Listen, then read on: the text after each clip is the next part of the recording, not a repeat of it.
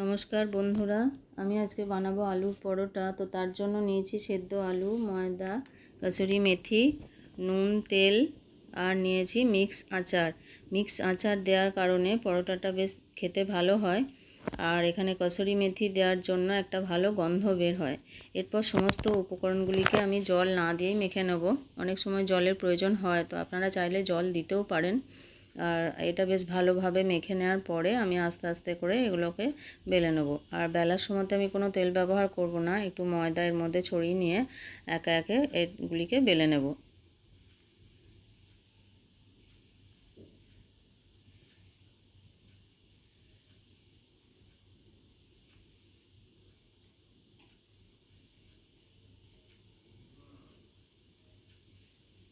তো এখানে আমার সমস্ত পরোটাগুলি বেলা হয়ে গেছে। এরপর আমি একটা তাওয়া নিয়েছি, আপনারা চাইলে ফ্রাই প্যানও নিতে পারেন।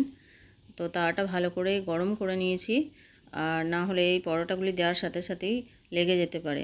তো এপিট ওপিট একটু ভালো করে করার পরই একটু কালারটা চেঞ্জ হয়ে এলে এর মধ্যে আমি একটু সাদা তেল দিয়ে দেবো। এদিক ওদিক করে আবার একবার ভেজে নেব। দেখতেই পাচ্ছেন এখন কালারটা চেঞ্জ হয়ে গেছে, পরোটাটা আমার রেডি হয়ে গেছে। তো এইভাবে সমস্ত পরোটাগুলি আমি ভেজে নেব।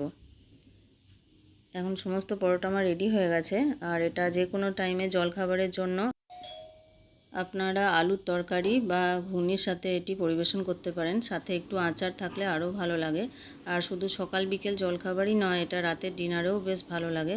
তো বন্ধুরা, আপনারা এটা ভালো করে বানিয়ে আমাকে কমেন্টে জানাবেন প্লিজ কেমন হয়েছে।